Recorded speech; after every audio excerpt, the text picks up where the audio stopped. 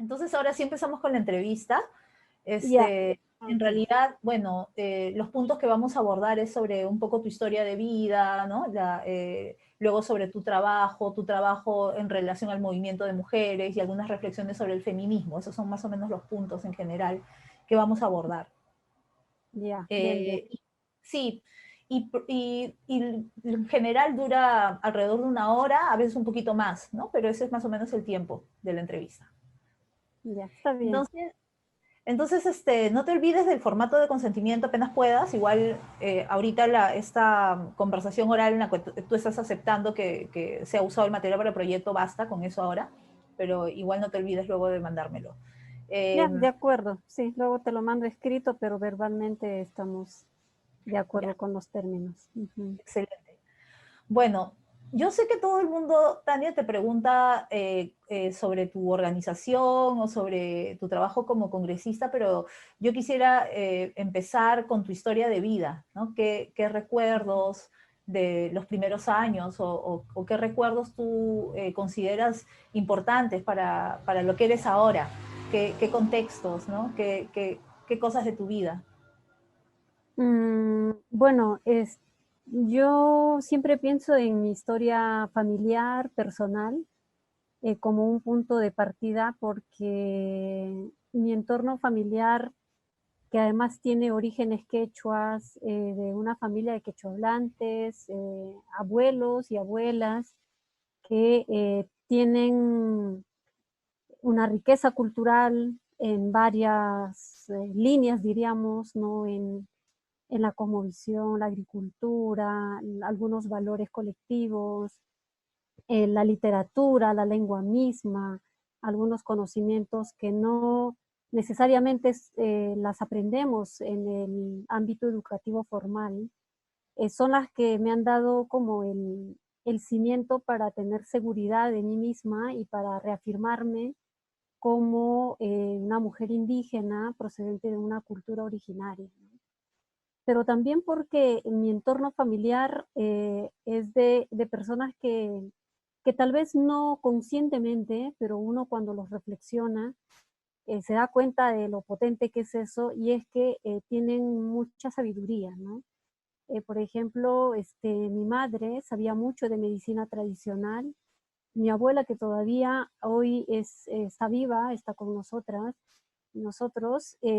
tiene muchas prácticas culturales propias del pueblo andino, y entonces son los elementos que de algún modo son referentes culturales que me permiten tener seguridad para decir lo que digo, para plasmar aquello que tal vez dentro del debate respecto a las identidades no siempre entran con mucha fuerza, sino cuando uno los dice en primera persona, ¿no? Incluso para llegar a otros. Y bueno, yo soy de una familia ayacuchana de la provincia de Víctor Fajardo, somos 7 hermanos, 5 mujeres, 2 varones. Yo creo que tuvimos la suerte y la oportunidad, y digo suerte porque no siempre las familias desplazadas después de los tiempos de violencia aquí en Huamanga tal vez accedieron a muchas oportunidades respecto a la educación, principalmente, y es que nosotros logramos tener ese derecho básico a ir a la escuela, al colegio, a la universidad, que además es otro de los elementos que cuando se habla de las identidades indígenas o de los pueblos originarios se pone en cuestión, ¿no? Porque se sobreentiende que una mujer indígena es alguien que no estudió, o es alguien que no sabe, que no fue a la universidad, que no tiene capacidades o que vive en la ignorancia, en el pasado y en el retraso, etcétera. Entonces son todos estos estereotipos que de algún modo se convierten en una carga de discriminación múltiple, hacen que las diferencias terminen siendo barreras y no riquezas, ¿no? Entonces, yo más bien creo que debe haber una mirada más amplia y sobre todo en generaciones como la mía, que viene de familias habitadas en espacios digamos, de ámbito urbano y en un contexto de desplazamiento forzado, pero que hemos sabido de algún modo salir adelante, como muchísimas familias en el Perú y en Ayacucho principalmente. Entonces yo me asumo como una mujer quechua, de orígenes andinos. Mi condición de desplazada no significó el corte territorial ni cultural con mi origen, al contrario, mantenemos siempre lo urbano rural o comunitario con lo urbano y esta relación cultural también identitaria, ¿no? Eso, digamos, es algo para mí muy, muy importante cuando me remito a mi propia historia, a mi condición tal vez personal, pero que luego se extiende a una condición colectiva, ¿no? ¿Y podrías hablar un poquito más del desplazamiento? Sí, a ver, yo, a ver, tengo memoria desde cuando estaba ya tal vez aquí en Huamanga, sí, cuando empezaba tal vez la etapa del pronoí, que en este caso es jardín, ¿no? El nivel inicial.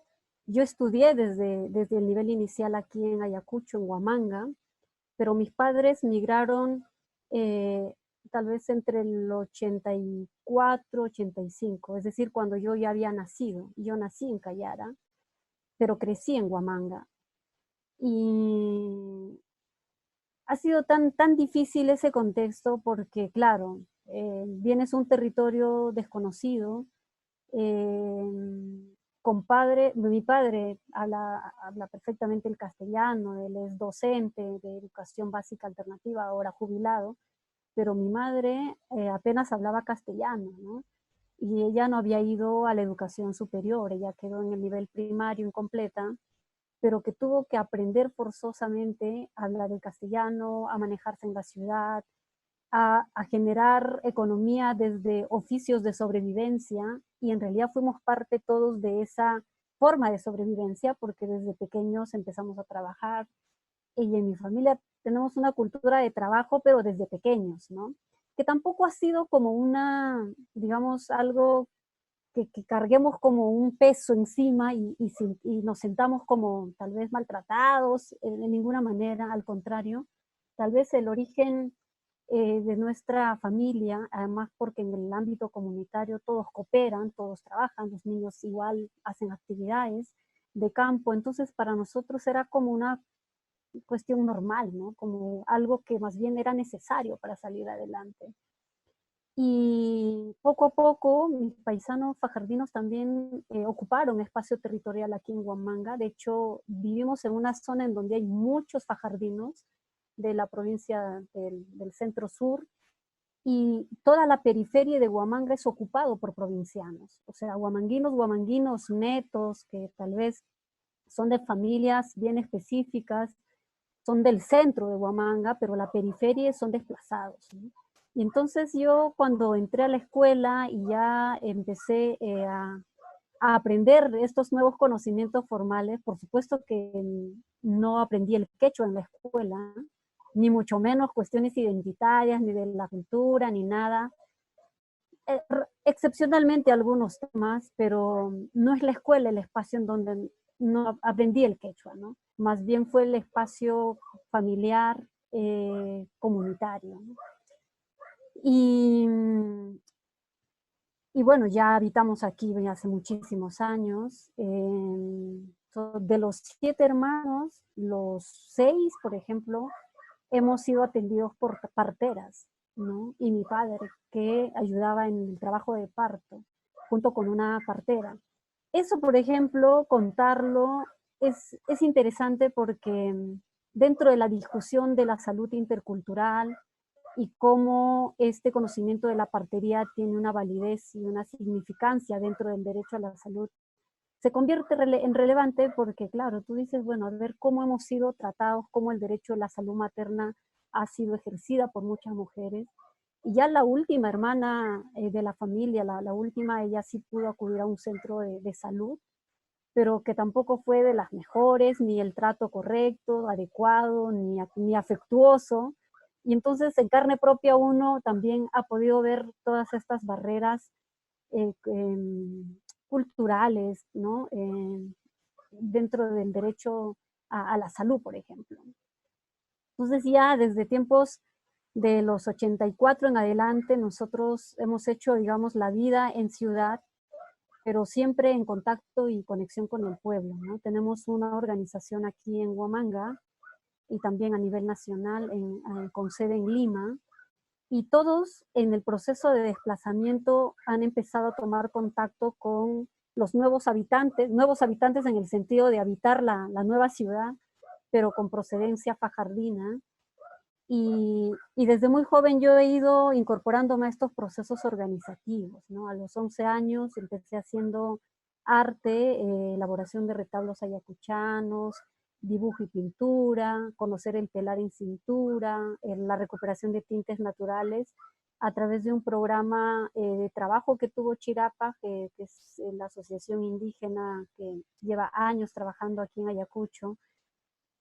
Pero esa experiencia me permitió también tejer redes de niños y adolescentes en esos años con otros, ¿no? De nivel nacional, y luego impulsar también los propios, ¿no? En mi pueblo, por ejemplo, forjamos un frente estudiantil Hijos Callarinos, y nuestro propósito era educarnos, o sea, ir al colegio, a la universidad, y luego volver al pueblo para motivar a los niños a seguir estudiando, o a compartir lo que habíamos aprendido, ¿no? Desde la literatura, la matemática, las ciencias sociales. Y entonces desde muy chica me he involucrado en procesos organizativos, en la red New Hanchik, luego en el Frente Estudiantil Hijos Callarinos, luego forjamos ya un espacio más intercultural también con otras redes de niños y adolescentes.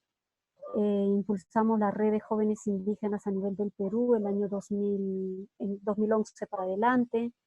El 2010, junto con hermanas andinas y amazónicas que ya llevaban un proceso de encuentro y afirmación de la identidad indígena en Perú, constituimos la Organización Nacional de Mujeres Andinas y Amazónicas de Perú, la ONAMIAP.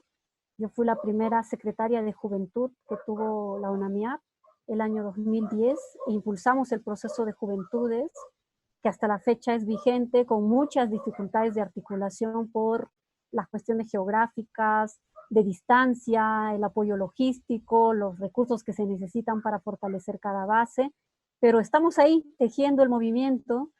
Y a nivel internacional, ya con el Enlace Continental de Mujeres Indígenas, desde el 2004, ya habíamos empezado a tener participación en espacios internacionales, ¿no? Para mí el 2004 fue determinante, y es algo que siempre lo digo, porque es la primera vez que pude conocer hermanas indígenas de todo el mundo, del continente americano, asiático, africano, y entonces para mí eso era verme reflejada en mi propia historia, en mis propios sueños, en mi propia vida, y dije, qué espectacular estar aquí, ¿no? Entonces me sentí parte de ese proceso, hasta la fecha seguimos participando en ello. Y bueno, ya en el camino también va teniendo algunas dificultades uno, ¿no? En el momento de ejercer ese empoderamiento, que no es tan sencillo ejercerlo, ¿no? Así es. Wow, o sea, tú llevas toda, desde muy pequeña entraste y tomaste contacto con el movimiento social, ¿no? De lo intercultural. ¿Y qué dirías que es lo que te ha inspirado a hacer este trabajo que realizas? Yo creo que siempre es esta posibilidad que uno tiene de generar cambios, ¿no? Junto con otros. Desde muy pequeña yo siempre tenía la idea de que estando juntos podíamos hacer más fuerza, estando organizados podíamos tener una voz más fuerte, estando organizados podemos demostrar que podemos también construir propuestas, y mi convicción por hacer cosas no solo pensando en mí, sino en los demás, es lo que siento que me ha conducido a esto, que tampoco es que lo haya planeado, ¿no? Porque hay cosas que uno no planifica, sino se da en el transcurso de tu vida. Sin embargo, no he renunciado a algunas prioridades personales, ¿no? Por ejemplo, la educación superior, o formarme en algunos cursos, en algunos temas. He accedido a algunas oportunidades muy claves en mi proceso también de liderazgo, por ejemplo, en la formación en derechos indígenas y los mecanismos internacionales, que es gracias a una beca que obtuve el año 2009 y que me ha permitido conocer justamente el marco jurídico internacional y todo el sistema de Naciones Unidas y los mecanismos de denuncia. Entonces, eso ha ido fortaleciendo como la necesidad de que todo lo que uno aprenda no se quede con uno, sino empiece a ir implementándolos, compartiéndolos, aplicándolos. Entonces, tú vienes después de hacer un curso y no te quedas con eso, ¿no? O sea, dices, ¿qué hago? Pero si tenemos derecho a la tierra y el territorio, ¿cómo no vamos a defender lo que está ocurriendo en el territorio, ¿no? ¿Cómo no vamos a defender el proceso de consulta si el convenio 169 reconoce el derecho de consulta? Si la Declaración de Naciones Unidas sobre los Derechos de los Pueblos Indígenas reconocen el derecho a la propiedad colectiva, al derecho territorial, a la libre determinación como pueblo originario. Entonces han sido varios elementos que de alguna manera han configurado mi compromiso personal pensando siempre en lo colectivo. No he tenido ambiciones por cargos ni por títulos, o sea, es algo que lo digo abiertamente, sin temor a nada, porque no es eso lo que en el fondo uno busca, ¿no? Porque lo que tú buscas siempre es que lo que hagas tenga un impacto positivo, te sientas feliz, te sientas también satisfecha de que lo que haces está surtiendo efecto en un cambio para mejorar condiciones de vida, para estar bien, para generar cultura de paz, para reivindicar los derechos que están escritos y todo lo que en el discurso se puede decir, que esas las podamos materializar de manera concreta, ¿no? Yo creo que eso es. Tania, ¿y tú sientes que tu trabajo ha modificado tu propia experiencia de vida personal? Sí, bastante, bastante. Personal, familiar también. Porque uno va también desaprendiendo cosas en el proceso. No todo lo que uno adquiere ni en el espacio académico, ni en el entorno inmediato, es lo absoluto y la última palabra. Y para mí ha sido un proceso bastante de autocuestionamientos, incluso partiendo desde la construcción de mi identidad o la recuperación de la identidad indígena y la afirmación también de otras identidades que uno va teniendo en el proceso de la vida misma. Y entonces ha sido como preguntas y respuestas permanentes, ¿no? Y dudas también, también temores, también tal vez dudas que en el camino se han ido deliberando de a poco. Yo, por ejemplo, no me asumía indígena antes de conocer la experiencia de los pueblos originarios en el mundo, antes de tener el espacio para desarrollar, digamos, el ejercicio práctico y de reflexión sobre casos concretos y los derechos indígenas. O sea, antes de eso, tal vez tu conciencia de identidad es pasiva, vives, sin embargo, vives hablando quechua, vives cantando, vives comiendo la comida tradicional, en fin, pero no hay una reflexión profunda, no hay una valoración crítica. Pero acceder a la información, acceder a los espacios de formación, ayudan muchísimo. Y a mí me ha permitido también cuestionarme muchos aspectos de mi historia personal y familiar, y en el entorno familiar también ha significado un giro en relación a cómo nos vemos, quiénes somos, de dónde somos y qué queremos, ¿no? Que son, digamos, las preguntas básicas que uno se hace en cuanto se ve también parte de un colectivo. No me asumí feminista, por ejemplo. Sin embargo, pude compartir bastante espacio con hermanas feministas en el mundo internacional, nacional. Para mí fue muy complejo entender el término mismo del feminismo, porque claro, el concepto, además mal comprendido, mal difundido, mal desarrollado en el común de la gente, es que el feminismo es contrario a los hombres o feminismo es contra los hombres y entonces uno dice, bueno, no vamos a caer en una comprensión de esta naturaleza, sino a entender qué es realmente el feminismo y qué corrientes de feminismo también se han desarrollado a lo largo de la historia, ¿no? Y qué referentes tenemos del feminismo, ¿no? Si todas son blancas, si también hay negras, si también hay indígenas, si también hay procesos más desde varias identidades que confluyen en una persona, por ejemplo, quienes se asumen de la comunidad de la diversidad sexual. Todo eso lo he ido aprendiendo en el camino, conviviendo, aprendiendo en la defensa misma de los derechos como mujeres.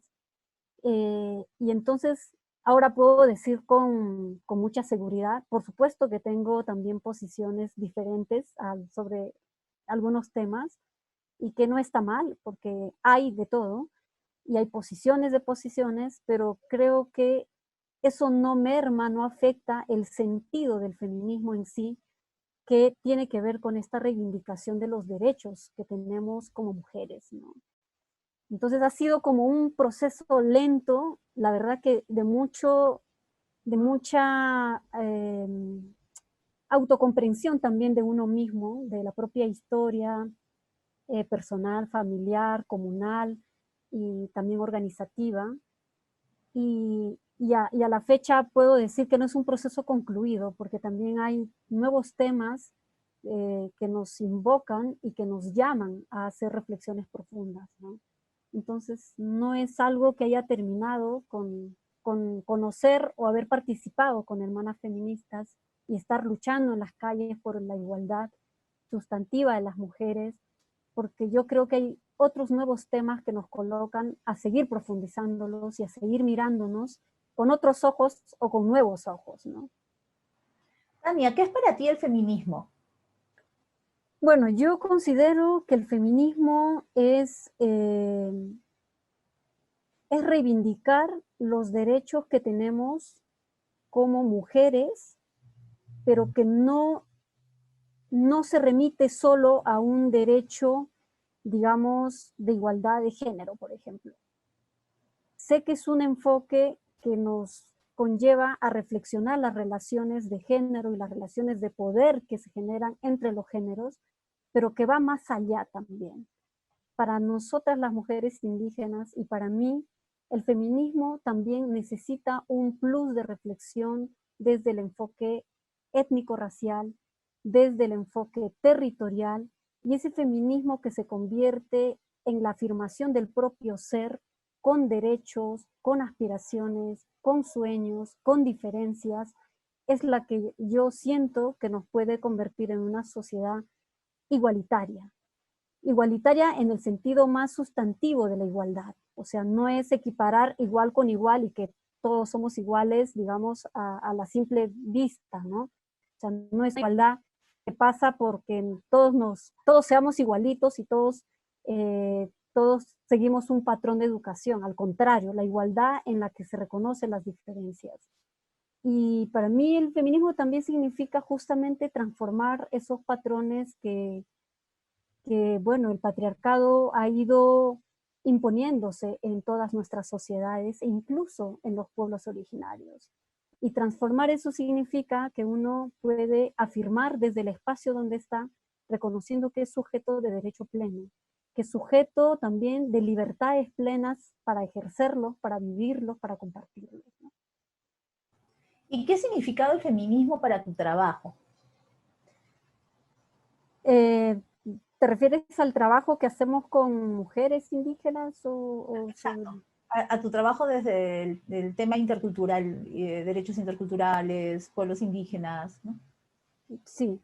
Bueno, para nosotras hablar del feminismo es, es complejo, tratándose de culturas múltiples, diversas, diferentes, porque implican una apropiación no del término, sino del significado y del impacto que tiene hablar del derecho como mujeres y del derecho a la igualdad sustantiva, del derecho a la no discriminación, del derecho a ejercer libertades, pero desde un contexto particular. En una comunidad amazónica, cuando se aborda, por ejemplo, un caso de violencia, no es sencillo, no es sencillo, siquiera para una mujer lideresa empoderada y que conoce derechos, eh, digamos, resolver el caso recurriendo a la instancia comunal, porque en la instancia comunal posiblemente tengas a un líder que no comprenda la dimensión de la violencia que sufren las mujeres y que siente que el tema debe quedar en solución interna de la comunidad y que no hay que denunciarlo afuera y que eso lo resuelven adentro. Entonces, sin embargo, necesitas tener autoridades que hablen del tema, que no sea un asunto solo de mujeres, que no sea solo un asunto de mujeres empoderadas, ni de mujeres que nos asumimos feministas, sino de una transformación también mayor, colectiva. Y eso yo creo que implica procesos previos antes de tener, digamos, una réplica o un desarrollo del enfoque de género como normalmente entendemos desde una sociedad urbana u occidental. Y esos retos nos desafían a las mujeres indígenas a ser mucho más críticas y autocríticas con nosotras mismas. Es como si, por ejemplo, una hermana mexicana nos decía, ¿no? Hermana, pero aquí tenemos que hacer una autopsia cultural, ¿no? Porque no es posible que hoy por hoy en nuestros pueblos las niñas sean vendidas, sean negociadas hacia un matrimonio con un adulto, con alguien que la niña obviamente no, ni siquiera tiene la decisión propia de lo que está haciendo, de lo que va a ser su vida. Entonces creo que hay muchos elementos que en nombre de la tradición y de las culturas se han ido sosteniendo y argumentándose como propias o como las que ocurren y entonces hay que aceptarlas. Y un primer aspecto que las mujeres indígenas y yo, y también desde mi propia experiencia personal, hemos cuestionado es justamente aquellas tradiciones que merman y vulneran los derechos humanos, como las que no deben seguir reproduciéndose en las generaciones anteriores. Y eso se hace aún más complejo desarrollarlas en un territorio indígena, porque no vives sola, no eres tú solamente como mujer. O sea, perteneces a un colectivo y hay derechos que se entrecruzan y que necesitas mirarlo. Por ejemplo, cuando nosotros hablamos de las formas de violencias en plural, es porque no solo es la violencia de género que de por sí ya nos afecta tremendamente, pero también es la violencia ambiental, es la violencia territorial, es esa violencia institucional que se ejerce también contra los cuerpos de las mujeres cuando salen a defender el agua, cuando salen a defender sus tierras. Entonces no puedes desconectar lo uno con lo otro y tampoco renunciar a alguno por priorizar lo otro, ¿no? Y es lo que nosotros en colectivo siempre reflexionamos. No puede ser posible que defendamos el territorio cuando el primer territorio, que es nuestro cuerpo, está siendo vulnerado, ¿no? O sea, defendemos el territorio, la madre tierra, la naturaleza, en tanto defendemos nuestro propio territorio como cuerpo, espíritu y todo lo que queramos, digamos, definir y valorar desde lo propio como cultura andina, amazónica. Pero, pero yo sí creo que el feminismo en nuestro caso, en nuestra realidad, lleva esos procesos previos que no son sencillos y a veces son difíciles de comprender desde otros lentes, desde otras enunciaciones de feminismos que yo respeto muchísimo, me sumo a ellas porque son justas también, pero no pueden ser ni la receta ni la fórmula que vaya a resolver de la misma manera como se resuelve en un espacio citadino, lo haga en un espacio rural, indígena, comunitario. Y entonces estamos en ese gran desafío más bien como desde el feminismo que engloba todas esas luchas, reivindicaciones y transformaciones personales y colectivas, se conviertan también en herramientas para desaprender, para generar un feminismo desde lo propio, desde la identidad misma, y ese feminismo que empieza a cuestionar también eh, epistemologías que se han generado en torno a la igualdad de género, en torno a la violencia, en torno a los derechos específicos de las mujeres, ¿no? Entonces, sí hay varios elementos que creo que desde el movimiento indígena estamos poniendo en el tapete de la discusión sobre el feminismo, pero no es para necesariamente contradecir o no avalar lo que otro o las otras hermanas hacen, sino más bien para llamarnos mutuamente a una construcción de feminismos que respondan también a realidades específicas, a condiciones que hacen que las discriminaciones no sean solo de género. También la discriminación étnica, racial, la discriminación por edad, por condición de pobreza, esa triple o 4 veces de discriminación que es necesaria también colocarla dentro del debate, ¿no? Tania, y tú has mencionado varias organizaciones en las que has venido trabajando desde hace mucho tiempo. ¿Cómo ha sido tu experiencia como mujer trabajando ahí? ¿Has sentido discriminación o prejuicio por ser mujer? Yo creo que todas en nuestra historia personal vivimos momentos, situaciones en las que sentimos discriminaciones permanentes, latentes, vigentes y hasta justificados. Y justificados no por nosotras, sino justificados por la sociedad, por el entorno y por quienes ejercen estas prácticas discriminatorias. Sí, bastante. Yo creo que desde el espacio de la escuela crecemos viendo cómo se nos trata de distinta forma a los niños y a las niñas, cómo hay ciertos privilegios que se asumen para los que son hombres y ese entorno en donde, aunque vas en contracorriente tú, siempre hay que ir luchando contra eso, ¿no? Es como, por ejemplo, nosotros en el espacio juvenil con otras compañeras, hace ya un par de años decíamos, bueno, somos conscientes que esto debe cambiar, pero ¿cómo hacemos para que cambie? Porque parecemos empoderadas, pero solas, ¿no? Y hay otras barreras también institucionalizadas, parte de las estructuras normalizadas, y entonces uno va enfrentando permanentemente tratos muy desiguales. Por ejemplo, cuando no te ven igual, ¿no? Digo, en el sentido de con igual derecho, no, pero si ella es de tal, ¿no? O viene de tal lugar, o si tal persona no se va a dar cuenta. Entonces, ya tú ves también estas discriminaciones asolapadas, ¿no?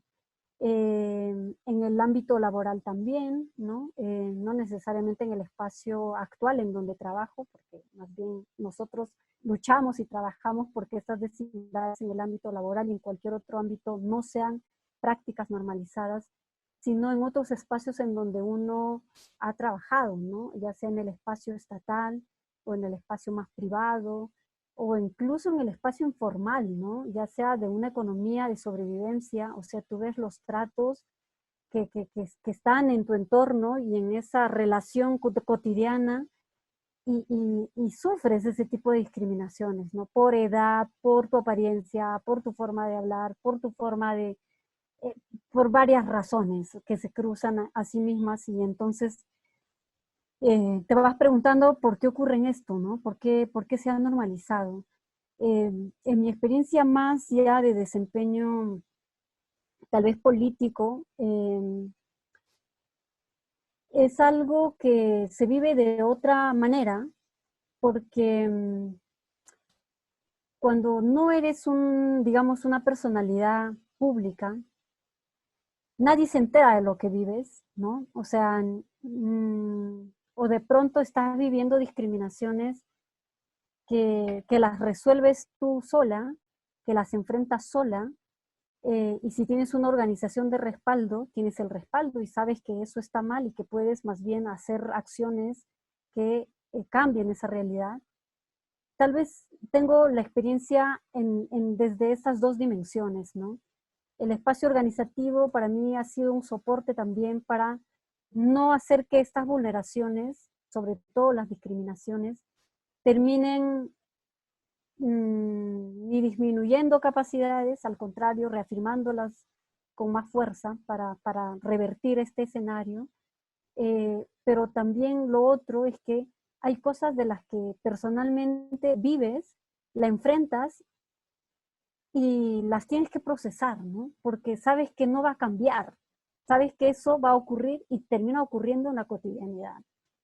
Ya cuando uno tiene una función pública y tiene un cargo de poder o de autoridad que además recae en tu persona, lograr que estas prácticas sean sancionadas, sean denunciadas, visibilizadas y que uno tiene que ser la primera en denunciar lo que vive, es algo mucho más tal vez por un lado complejo, porque tienes un compromiso no para ti, sino para los demás, ¿no? Entonces, te ayuda también a tener esa, por un lado, fortaleza, pero a cargar siempre el desafío de no permitir que eso sea una práctica normalizada. Y en el Parlamento, seguramente para algunos que normalizan la discriminación, yo no habría vivido ninguna situación de discriminación, ¿no? Pero si uno profundiza y reflexiona, y en cada relación que uno establece con el otro, y ves cómo es el trato, cómo se dan las calificaciones públicas, y eso sin mencionar el uso de los medios de comunicación y las redes sociales, porque usas un sombrero, porque usas un traje, o porque reivindicas tu identidad, o porque hay una concepción de la identidad bastante folclorizada, en fin, son varios elementos a las que uno va enfrentando más como tal vez de manera pública, ¿no? Mi proceso organizativo, nosotros hacíamos denuncias de casos de discriminación, emprendimos campañas de lucha contra el racismo y la discriminación, junto con los hermanos afrodescendientes, denunciamos al programa La Paisana Jacinta, el Negro Mama, hicimos una denuncia internacional ante Naciones Unidas, fuimos parte de los procesos de, digamos, de reflexión, de debate, cómo podemos hacer para que la televisión peruana no sea un instrumento para reproducir discriminación, ni la denigración a la imagen andina ni afroperuana. Pero fíjate, han pasado tantos años, desde el año 2005, que creo que empieza el programa La Paisana Jacinta, y hasta la fecha son los mismos temas sobre los cuales se discute, se debate, y nos topamos con personas que repiten lo mismo, ¿no? Que están reproduciendo las mismas prácticas que hace años nosotros ya los habíamos identificado como nocivas para la afirmación de la diversidad cultural de nuestro país. Entonces creo que hay varios escenarios en los que uno va midiendo también el nivel de empoderamiento y las capacidades que quedan en cierta forma limitadas si es que no tienes ese soporte social colectivo. Y para mí ejercer en el Parlamento una función como la que tuvimos pudo ser posible gracias también al soporte social, colectivo, las organizaciones, los colectivos de mujeres, los pueblos indígenas, todos ellos que te motivan obviamente a no bajar la guardia ni a sentir que estás sola, ¿no? Sin embargo, hay procesos en donde también sí sientes que estás sola, ¿no? Porque hay procesos que no han terminado su ciclo y entonces no necesariamente están tan fuertes como uno quisiera, ¿no? Pero bueno, son los desafíos siempre permanentes con los que hay que luchar. Claro. Y un poco ahora hablando de tu trabajo, ¿cuáles son las estrategias que has utilizado al trabajar desde tus organizaciones? Para nosotros siempre la organización, fortalecer la organización ha sido una de las prioridades, porque sabíamos que teniendo una organización fuerte podíamos promover un siguiente nivel de organización. Nosotros empezamos siendo adolescentes de barrios periurbanos y luego nos constituimos en una red regional que abarque a provincias, que abarque a jóvenes no solo desplazados, migrantes, sino también a jóvenes que se encuentran en sus lugares de orígenes, y luego articular con hermanos amazónicos, aymaras, a nivel del Perú. Entonces, siempre hemos considerado que fortalecer la organización tiene que ser la primera tarea. Y tal vez como estrategia que hoy se convierte, digamos, en una metodología y propuesta institucional de Chirapaj, del cual soy parte, es trabajar en la formación, en derechos, en identidad y en instrumentos que permitan ese reconocimiento como sujetos con derechos, con responsabilidades, con sueños, pero que tienes la herramienta suficiente para promover lo que te propones. Y entonces la parte formativa que nosotros hemos tenido ha tenido un digamos, una entrada desde lo identitario. Y no es, digamos, una entrada identitaria en donde comprendamos la identidad como única, como pura, como estática o como algo que hay que preservar y protegerla y cuidarla. No.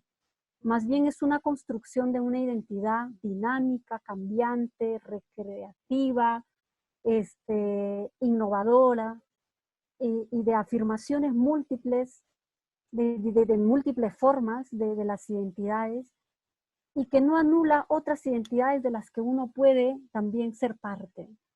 Y esa apertura de comprender la identidad como en el espectro más amplio, más diverso, yo creo que nos permite ser también mucho más inclusivos y no caer en, por un lado, ni en fundamentalismos ni en idealismos respecto a las culturas, sino tener valoraciones críticas sobre la cultura. Esa es una entrada que ha desarrollado Chirapas desde sus distintos ámbitos de intervención, local, nacional, con mujeres, con jóvenes, con pueblos originarios. Y yo puedo decir que es algo que a mí me ha permitido tener como tal vez la mente más abierta al diálogo, al respeto de las diversidades. Y el ámbito educativo, que es algo en donde claro, está en las manos de los docentes que están a cargo de la escuela, de una materia. Sin embargo, creemos que el ámbito educativo no debe estar divorciado del ámbito comunitario. Es más, yo sí creo que la presencia de las acciones que hacemos los colectivos y las organizaciones deben tener cierta cabida en el ámbito formal de la educación. Por ejemplo, si nosotros hablamos de luchar contra el racismo y la discriminación, en el ámbito educativo deben ser temas que se aborden como parte de la currícula para evitar que los niños reproduzcan en adelante las mismas prácticas que sus padres, que sus mayores, que los ciudadanos de su entorno ejercen o lo practican, ¿no? Entonces, o valorar eso como algo normal. Y creo que el ámbito educativo es uno de los espacios en donde hemos podido también nosotros tener presencia desde el trabajo en la revitalización lingüística, por ejemplo. Y yo soy parte de ese proceso porque yo no hablaba quechua, lo aprendí después de 10 años, tal vez en los 11, 12 años, viajando hacia mi pueblo con la abuela, con mis padres. No es el idioma que normalmente usemos en la cotidianidad. Cuando te encuentras con tu paisano, de pronto tienes la necesidad, o nace naturalmente la necesidad de hablar, lo hablas, ¿verdad? Pero cuando no se te ha enseñado el idioma, tienes esa limitación. Y la revitalización lingüística ha hecho que personas como yo sientan que la lengua no solo es un medio de comunicación, sino también de afirmación cultural y de reivindicación política y de autoestima y de seguridad ciudadana, digamos de seguridad en tu ciudadanía, más bien dicho, como ciudadana intercultural, ¿no?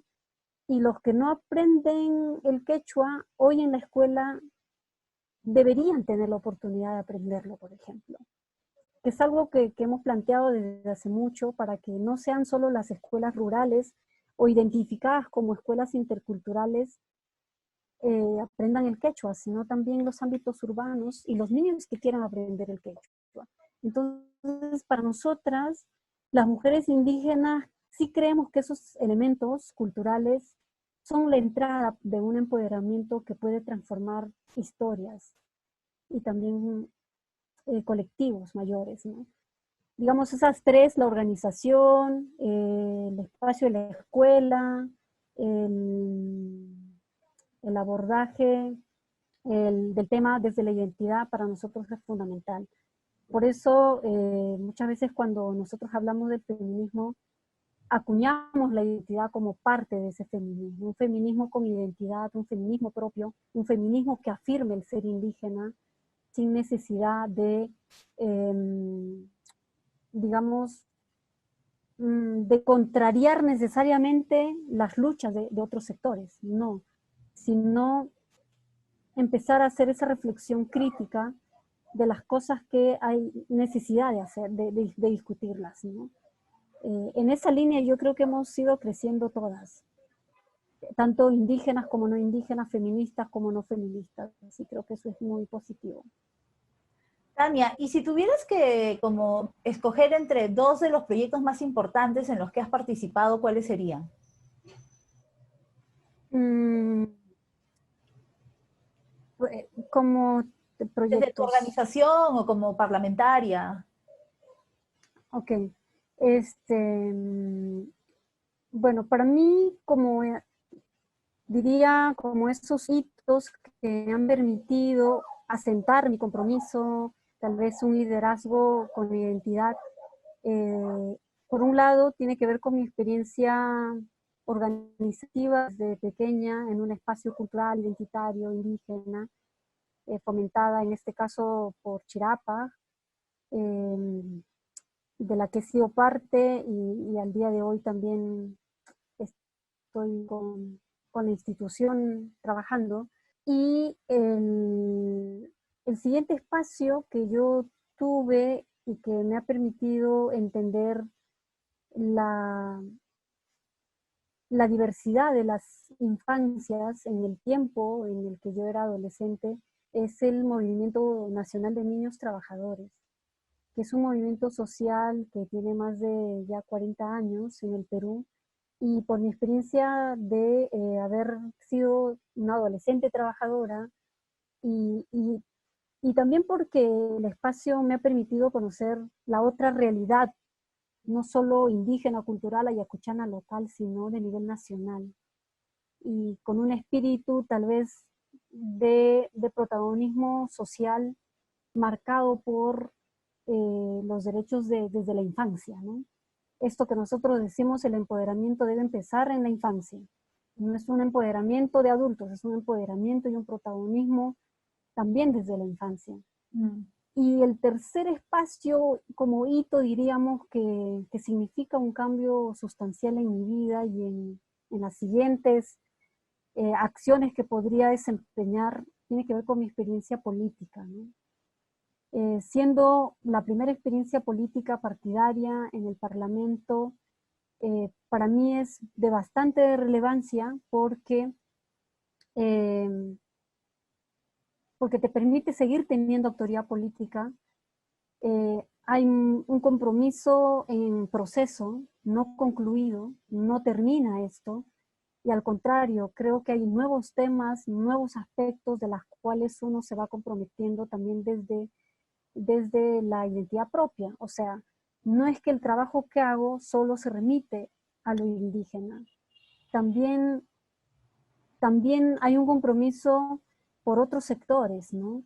Por ejemplo, las compañeras trabajadoras del hogar, sean indígenas o no indígenas, por indicaciones de los derechos de los pueblos afroperuanos, pueblo peruano, por los de la comunidad de la diversidad sexual, por las personas con discapacidad, sean indígenas o no indígenas, y, o sea, creo que hay un compromiso más allá. Y bueno, esto ya es un compromiso mayor que va también enlazándose con la apuesta por un país mucho más, más igualitario, más justo, y en esta lógica en donde la diversidad cultural no sea una barrera, no sea una limitante para generar políticas públicas ni gobernanza que termine excluyendo de la misma manera como se han hecho en todos los periodos de gobierno, sino empiece a tener cambios también desde decisiones políticas, ¿no? Y tú que vienes trabajando tanto tiempo en este tema desde distintas organizaciones y ámbitos, han atravesado como diferentes climas y contextos políticos. ¿Cuáles son los cambios principales que has visto en relación a tu trabajo? ¿Cómo estos contextos han afectado de maneras distintas, no? Mm. Mm, yo he podido ver cómo la ciudadanía ha empezado a recuperar su vocería propia, su presencia para seguir levantando algunos temas que hace muchos años no empezaban a tener una relevancia, digamos, con una defensa férrea, ¿no? Y tal vez por ese contexto político que tú mencionas, ¿no? Por ejemplo, desde el movimiento de derechos humanos, para defender la democracia, para defender la justicia, la memoria, es algo con el que, digamos, yo también he crecido, ¿no? Porque en Ayacucho los eventos y las acciones que han tenido las organizaciones de derechos humanos para defender la memoria, la justicia, han sido, digamos, desde el espacio más regional, pero yo he podido notar que en el contexto, por ejemplo, del periodo parlamentario anterior, en donde la impunidad volvía a ser como la respuesta del Estado, y de pronto tienes una ciudadanía que recobra esa memoria y sale para defender su memoria, su democracia, su justicia, a mí me pareció realmente valiosa, poderosa, y que debe ser una reacción no coyuntural necesariamente, sino un ejercicio permanente para seguir defendiendo lo que es justo, para seguir defendiendo esa memoria que permite justamente tener ese mejor escenario de cultura de paz, de justicia y de reparación para todos quienes hemos sido afectados en general y las víctimas directas, ¿no? Eso, digamos, es algo que yo he podido notar como un cambio, no sé si cambio, pero de pronto el contexto político y las situaciones que nos ha tocado enfrentar desde el Parlamento, también lo han hecho desde la ciudadanía de una manera tal que uno puede sentir que los peruanos no están dormidos, no están pasivos, no están conformes. Hay una actitud más bien de resistencia, incluso diría yo de rebeldía por la injusticia, ¿no? Entonces, eso me parece fundamental. Y lo otro tiene que ver más bien eh, con este problema de corrupción con la que luchamos permanentemente desde todos los espacios en donde nos vemos y condenamos estos tipos de actos, porque finalmente somos la gran mayoría los afectados, y la gran mayoría somos la gente, o sea, pobre, de economías precarias, y entonces también la gente se ha visto identificada con esta lucha contra la corrupción, y hemos visto cómo las acciones no necesariamente de una mayoría parlamentaria, porque no fuimos mayoría, tuvo un repliegue, ¿no? Y un impacto en la reacción de la ciudadanía. Entonces tienes la lucha por la justicia, por una memoria con verdad y no impunidad, pero también la lucha contra la corrupción, importante. Y el tercer, digamos, evento o respuesta que a mí me parece valioso resaltar, tiene que ver con la defensa de los derechos de las mujeres y la lucha contra las violencias que enfrentamos. Los colectivos de mujeres desde los espacios distintos y la marcha Ni Una Menos y las otras marchas siguientes que han tenido además una réplica a nivel nacional y global, han marcado hitos bastante relevantes dentro de la historia de las mujeres, digamos, no solo las que defienden los derechos, sino de la historia de todas las mujeres. Porque estoy segura que una niña que va a la escuela y que de pronto se entera de un caso de denuncia o de una situación que está ocurriendo en su escuela, porque ocurren de estos casos, tocamientos indebidos, acosos sexuales, violaciones, etcétera, también se está preguntando por qué ellas están viviendo eso y por qué no pueden salir a marchar y por qué, y al ver que otras mujeres marchan también sienten que hay una necesidad de tener voz. Y lo hemos visto, por ejemplo, en las distintas marchas, la participación de las niñas. Hemos tenido nosotros desde la Comisión de la Mujer mesas de trabajo con niños, niñas y adolescentes, y la verdad es que a mí me parecía totalmente tan acertado poder escuchar a los niños y a las niñas.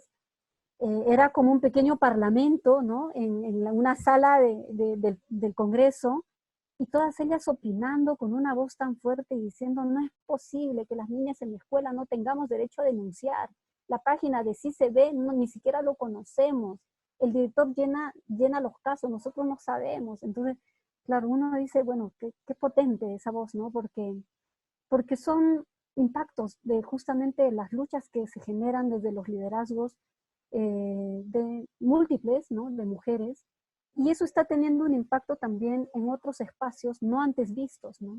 En el espacio rural, en el espacio laboral, en el espacio comunitario, en el fomento de la organización de las mujeres por iniciativa propia. Entonces ya no es la ONG que va y las organiza, son las mujeres que piden a la institución el apoyo porque quieren hacer cosas. De esos casos siempre hemos nosotros visto, ¿no? Cómo esos cambios se dan. Entonces yo plantearía estas 4 tal vez escenarios que marcan hitos también dentro de la historia de las mujeres, que de algún modo somos parte de esa acción política colectiva, pero que yo creo que no tienen que ser coyunturales y ojalá no sean porque hay una coyuntura que nos obliga a hacerlo, sino sean reivindicaciones permanentes en el tiempo y que sean prácticas que nos permitan seguir tejiendo esa unidad diversa, ¿no? Porque es necesaria. Y hemos salido convencidas de que sin una, eh, una ciudadanía organizada, una colectividad que levanta su voz, sin el soporte de los ciudadanos, no eres nadie en el Parlamento. Y aunque creas que lo eres, no lo eres realmente. Y, o sea, yo he salido totalmente convencida de eso y porque nuestro trabajo se ha remitido siempre con la gente. O sea, no ha habido un solo proyecto de ley que presentó porque se nos ocurrió, sino porque hay una demanda expresa, porque hay una necesidad, porque la validamos con ellos, con ellas, porque había que hacerlo en el momento indicado y no esperar más. Algunas no pasaron, no lograron aprobarse, y creo que son esos desafíos permanentes sobre los cuales hay que seguir siendo vigentes dentro de la política. Tania, ¿y ahora en qué proyectos estás? ¿En qué estás Bueno, trabajando? actualmente estoy asumiendo la responsabilidad del programa Mujeres Indígenas en Chirapac. Desde ese programa nosotros acompañamos procesos organizativos desde el nivel comunitario hasta el nivel más internacional, en este caso continental. Chirapac en este periodo al 2023 tiene la coordinación del Enlace Continental de Mujeres Indígenas. Estamos, por un lado, también incidiendo en los espacios internacionales, pero haciendo que esa incidencia internacional baje hasta el espacio local y que la agenda de las mujeres indígenas sea parte de la agenda pública de los derechos de las mujeres en general de todo el país. Hay un proceso formativo que Chirapac tiene desde el año 95 que también estamos retomando. Hemos podido desarrollar distintos módulos de formación sobre temáticas distintas en relación a derechos indígenas, de mujeres, instrumentos internacionales, también sobre emprendimientos económicos.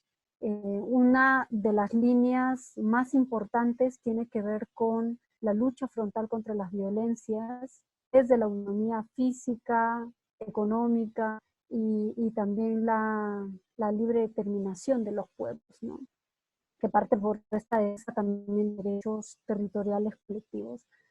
Y eso, y no hemos perdido el nexo con las bases organizativas. Al contrario, creo que la labor en el Parlamento me permite seguir estando en contacto con distintos sectores, como las trabajadoras del hogar, como con las organizaciones de víctimas de la violencia del 80 al 2000, con mujeres migrantes en Lima. Es uno de los temas que queremos nosotros impulsar, que hay necesidad de hacerlo. Mi estancia en Lima, porque yo empecé a vivir en Lima el 2015 hasta el periodo parlamentario, actualmente estoy en Ayacucho, he podido ver que en Lima muchas de las mujeres, así como hombres, son de culturas indígenas las que habitan actualmente en las distintas partes del territorio limeño. Sería seguramente para algunos muy atrevido decir que necesitamos políticas interculturales para indígenas en ámbitos urbanos. Yo sí creo que necesitamos. Yo he podido ver situaciones muy particulares de hermanas paisanas ayacuchanas en Lima, de origen quechua hablante, aymara hablante, de lenguas amazónicas, que tienen que enfrentar a un conjunto de barreras para acceder a los servicios públicos. Y claro, como no pertenecen a una región, diríamos, Cucho, que tiene más del 80% de quechua hablantes, entonces no tendrían derecho a exigir una libertad sin discriminación. Y sin embargo, lo son. Sin embargo, son de necesidad importante. Ver a nuestras hermanas de Cantagallo, por ejemplo, abogar por servicios básicos y que llevan años sin tener un espacio de vivienda, sin tener agua potable, sin tener electricidad, sin tener acceso a comunicación, de internet, siquiera para que los niños hoy aprendan desde la virtualidad. A mí me parece que es una de las brechas que teniendo 10 minutos al Palacio de Gobierno, no se traduzcan estas en políticas también interculturales que coberture a este grupo de población que vive en ámbito urbano capitalino. Esto es uno de los temas que nosotros venimos también desarrollando y empezando a construir una intervención en ámbito capitalino. Y ojalá en adelante esto nos permita también tejer este nexo con mujeres indígenas, no solo desde la mirada comunitaria rural, sino también desde el espacio en donde residen las mujeres, ¿no? Tania, y tú también has estado en la academia, en la universidad. ¿Cómo percibes esta relación entre la investigación y el activismo, ¿no? Mm. Yo creo que de un tiempo aquí se están dando algunos cambios muy interesantes. Se pueden notar, por ejemplo, la presencia de actores indígenas, académicas indígenas, en espacios académicos herméticos que antes podíamos verlo a simple vista, ¿no? O un espacio muy selecto, muy selectivo en la conformación de ciertos paneles, incluso para abordar derechos indígenas. Yo recuerdo cuando en 2011 se generó el debate respecto al derecho de la consulta y el gran debate sobre quiénes son los pueblos indígenas, quién es indígena, quién no es indígena. Se organizaban paneles de discusión de académicos que respetuosamente, por supuesto, valoramos los aportes que ellos tengan, pero no tenías a un indígena presente, sea dirigente, líder, activista o académico. O sea, no era tan visible. Hoy creo que poco a poco la academia empieza a entender que las miradas desde la perspectiva indígena y desde la actoría propia de los indígenas es fundamental. La academia no puede estar divorciada de la perspectiva indígena. Al contrario, yo sí creo que la perspectiva indígena, y qué mejor si esta es abordada desde el sujeto propio, puede transformar significativamente el aporte desde la academia en nuevos conocimientos que nos permitan en adelante ser el país que somos. Porque, por ejemplo, cuando alguien habla de racismo y discriminación, que hace un par de horas creo que vi un flyer circulando sobre un panel sobre el racismo y la discriminación en el Perú, y alguien decía, oye, todos son hombres para empezar, no hay ningún indígena, ¿no? Y claro, son estas prácticas sobre las cuales uno siempre termina observando, objetando incluso, porque sí sería poderoso escuchar a alguien que en carne propia también vive esas situaciones, esos eventos en donde se ve afectado, y no solo desde la mirada teórica o la mirada del supuesto, ¿no? O de la subalternidad en donde no tienes voz, ¿no? Entonces, yo creo que hay ciertos cambios, todavía no son lo suficientes, creo que la academia tiene que abrir su mente, su mirada, su visión, incluso la metodología de abordar los temas. En el curso de la maestría que yo pude hacer también pude ver con mucha satisfacción cómo desde el enfoque del desarrollo humano sí se pueden abordar distintas temáticas vinculadas al desarrollo, contemplando el enfoque intercultural, la perspectiva indígena. Y yo creo que ese es un aporte enorme porque podrían tener un impacto en las políticas públicas, incluso en la conceptualización misma, ¿no?, de algunos aspectos, como por ejemplo la que desarrollaba el derecho a la identidad, ¿no? Cómo comprender la demanda de un hermano aguajún cuando pide que en su DNI él pueda ser definido como aguajún y que en su DNI pueda estar alguna imagen de su territorio, un recurso natural o de fauna propia en el sello que tiene en la tarjeta de identidad, ¿no? ¿Qué significado tiene para un pueblo indígena que en su DNI diga que es indígena, ¿no? O sea, ¿cómo comprendemos eso? Y claro, yo me ponía a pensar, claro, no es algo en el que necesariamente hayamos pensado, pero yo creo que es importante escucharlo, porque no es solo la tarjeta de DNI, es muy más allá, ¿no? Y en relación entre la investigación y el activismo feminista, ¿tú tienes alguna reflexión? O sea, ¿has visto algo, alguna relación en el trabajo que has realizado?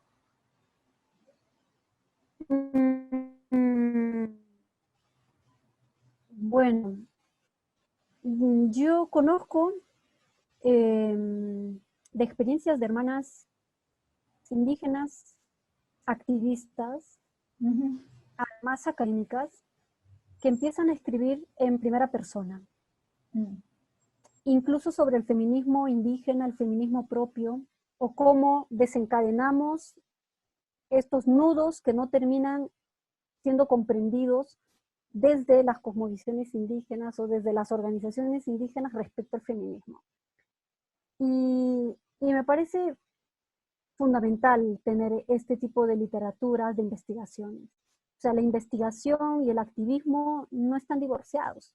Yo sí creo que el activismo puede sumar fundamentalmente en la generación de nuevas teorías, de nuevos conocimientos, nuevas reflexiones. Y de hecho esto no es nuevo. Ya algunas hermanas de Guatemala, de México, han empezado a decir, oiga, mi experiencia no solo es del activismo. O sea, no vengo a contar mi experiencia, yo vengo a plantear una teoría de cambio. Yo vengo a plantear una metodología para abordar la mirada sobre la sexualidad y los derechos sexuales y reproductivos en comunidades indígenas. Y cuando uno lee el texto, y por supuesto lo entiende perfectamente y sabe lo que está diciendo, y lo que está diciendo es que no necesitamos ser leídas, o sea, ni interpretadas. Lo que necesitamos es establecer estos diálogos interculturales sin negar la identidad, ni la propiedad intelectual, ni la autoría de las personas. Se pueden generar conocimientos mucho más potentes, sin censurar, ni opacar, ni subestimar los aportes. O sea, yo más bien creo que en algo de verdad que la academia puede ser transformada incluso desde esta mirada intercultural, ¿no? Cuando, por ejemplo, uno recibe un libro y dice el Perú mestizo, ya, tú lees el libro y empiezas a tener cuestionamientos sobre el mestizaje en el Perú, ¿no? Ok, entiendes que es una identidad que muchos seguramente lo afirman, y está bien que se afirmen como mestizos, pero no puede ser una mirada única de Perú mestizo. Entonces, necesita generar una lectura mucho más reflexiva, más profunda respecto a qué es el Perú, o respecto al Bicentenario, ¿no? Y al rol que cumplieron las mujeres en el Bicentenario. O sea, no puede ser una lectura simple en donde la lucha de realistas contra patriotas y de pronto tienes figuras emblemáticas, sobre todo masculinizados, y la historia de las mujeres y mujeres indígenas terminan siendo como la marginalidad de la historia, ¿no? Entonces yo sí creo que sí necesitamos entablar esos diálogos abiertos desde distintas esferas, desde el activismo, la investigación, desde los liderazgos, desde la academia como institución, desde las organizaciones de sociedad civil, y ojalá el Estado pudiera ser parte de ese gran colectivo mayor, ¿no? Porque a veces la mirada del Estado es totalmente opuesta a la mirada de todos estos sectores antes mencionados, y ese es el problema, ¿no? Porque estamos mirando de un lado diferente y con distinta mirada, y no terminamos finalmente de armar una propuesta coherente, ¿no? A la realidad sobre todo. Tania, ¿y cuál es tu análisis, tus expectativas sobre el movimiento feminista en el Perú?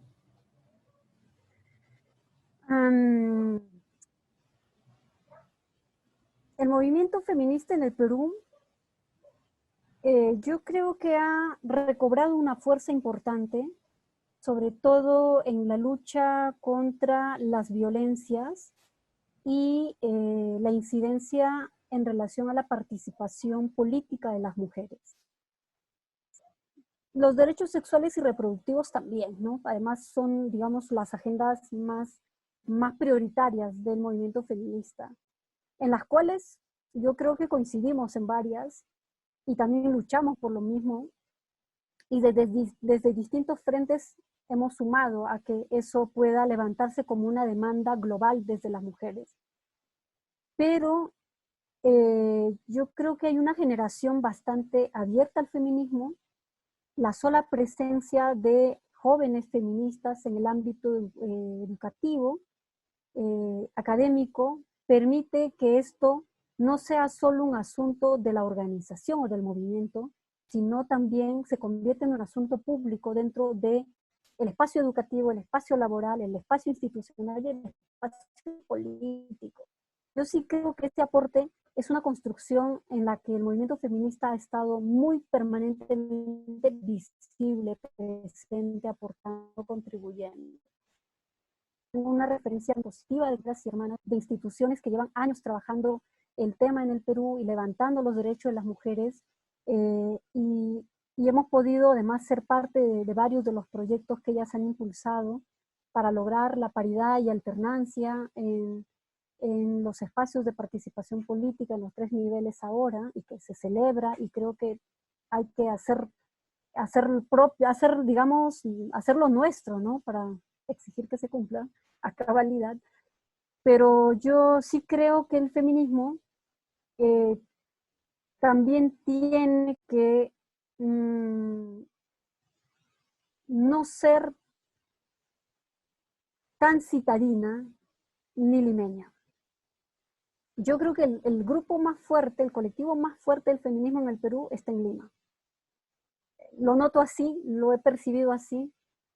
Sin embargo, empiezan a tener algunas voces también en otros territorios, e impulsos de colectivos, de jóvenes, de mujeres, que levantan, digamos, la bandera de lucha desde el feminismo, y con reivindicaciones muy concretas, ¿no? Por ejemplo, los derechos sexuales y reproductivos, o el aborto legal y seguro, o el derecho a la identidad de género, o el reconocimiento de la identidad a la comunidad LGTBI, en fin.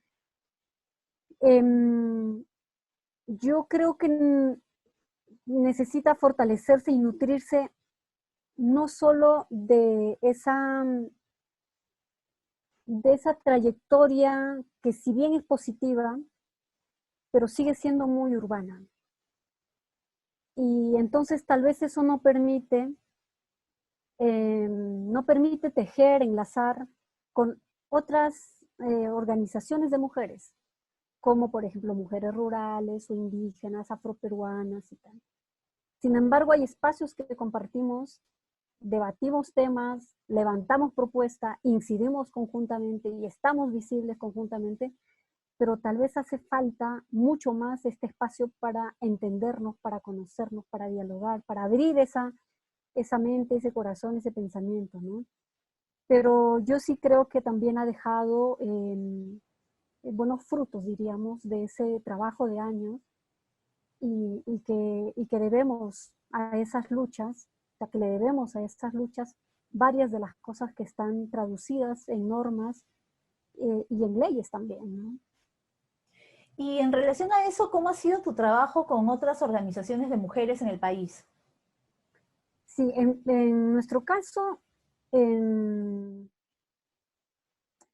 el nexo, la relación que tenemos con las mujeres es diversa, o sea, desde las mujeres que se dedican a la agricultura, eh, mujeres artesanas, desde ámbitos comunitarios rurales, eh, mujeres que se dedican al empleo informal, digamos comerciantes, por ejemplo las mujeres del mercado Huancayo en Cusco, así como ellas de otros mercados de abastos.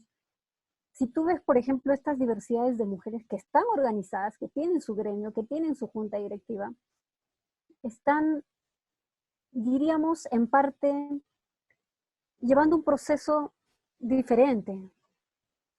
Yo me preguntaba a mí misma, ¿qué pasaría si ellas tuvieran la oportunidad de encontrarse con otras diversidades de mujeres y de mujeres lideresas, luchadoras, fuertes?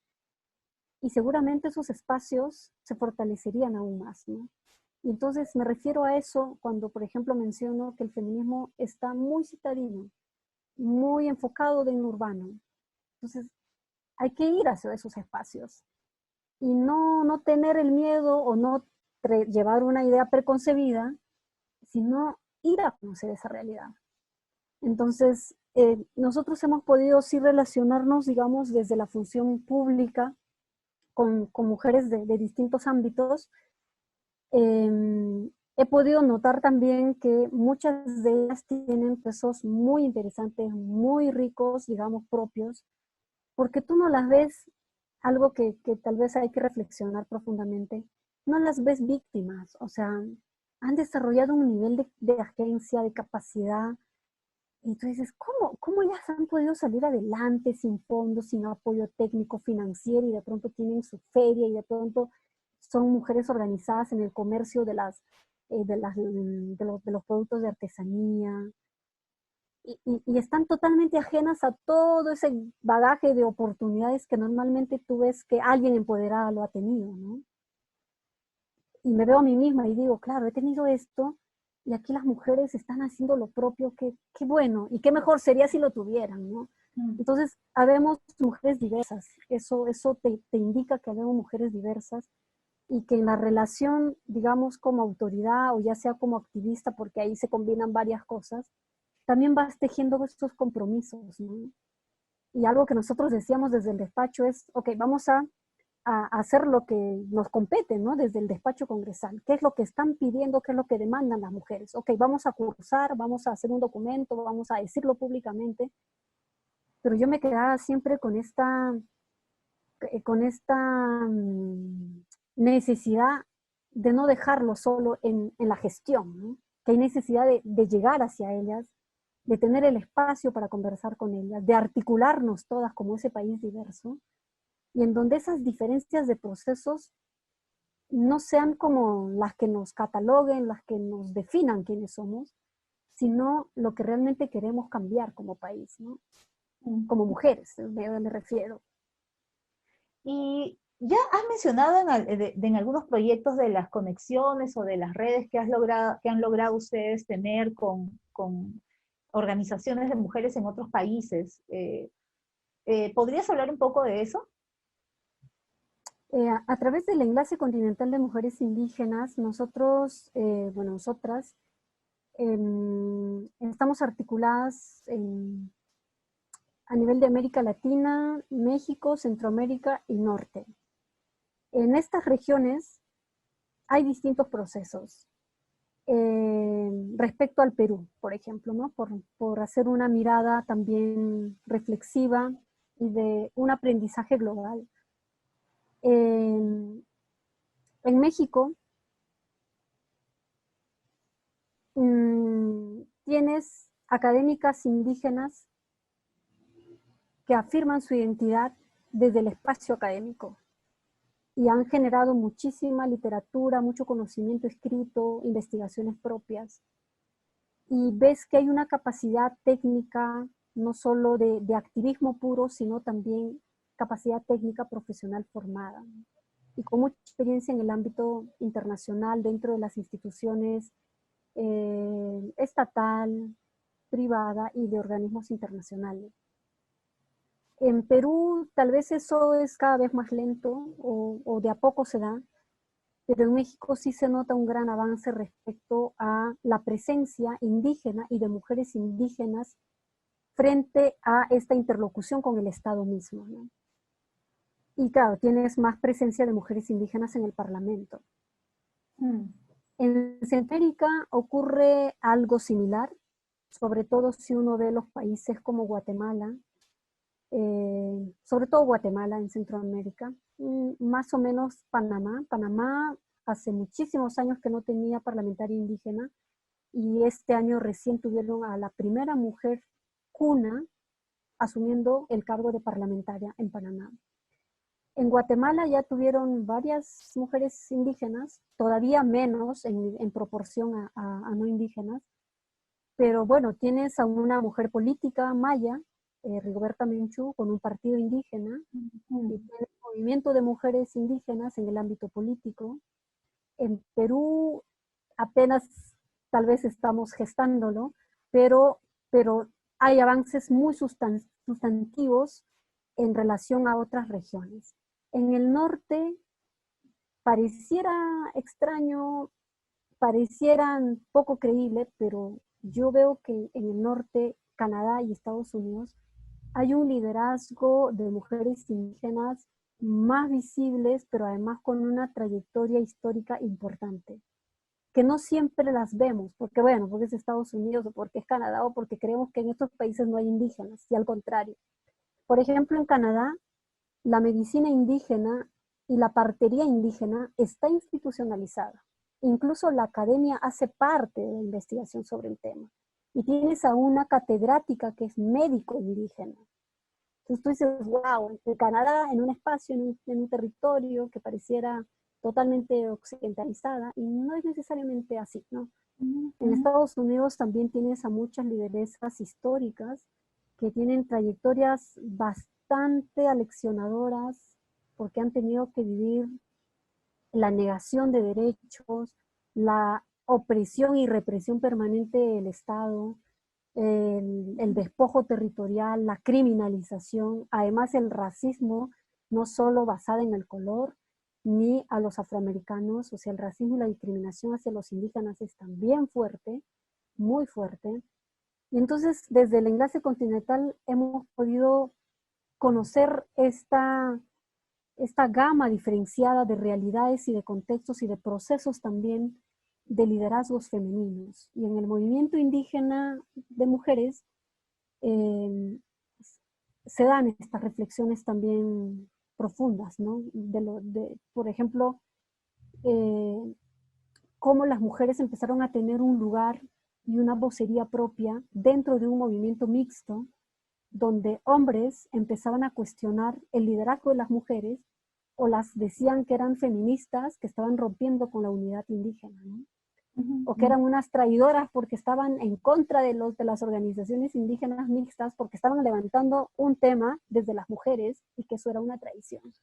Claro. Esto ha ocurrido, ocurre y se da también, lamentablemente, las nuevas generaciones todavía presenciamos, tal vez no en la misma medida como las hermanas lideresas que nos antecedieron lo han vivido, pero se vive de cierta forma, ¿no?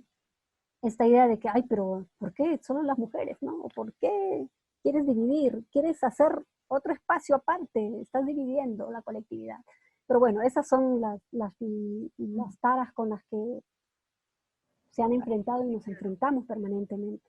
Y en Perú yo creo que estamos en un proceso de fortalecimiento y de afirmación de la identidad cada vez más clara y más firme, ¿no? Y tal vez por el contexto duro que toca vivir a los pueblos tanto andinos como amazónicos. La negación, la invisibilidad, la represión, el despojo territorial también, o la presencia extractiva sin responsabilidad social ni ambiental, está haciendo que los liderazgos indígenas emerjan con fuerza. O sea, eso que se convierte en una opresión y un problema, para nosotros se convierte también en una oportunidad.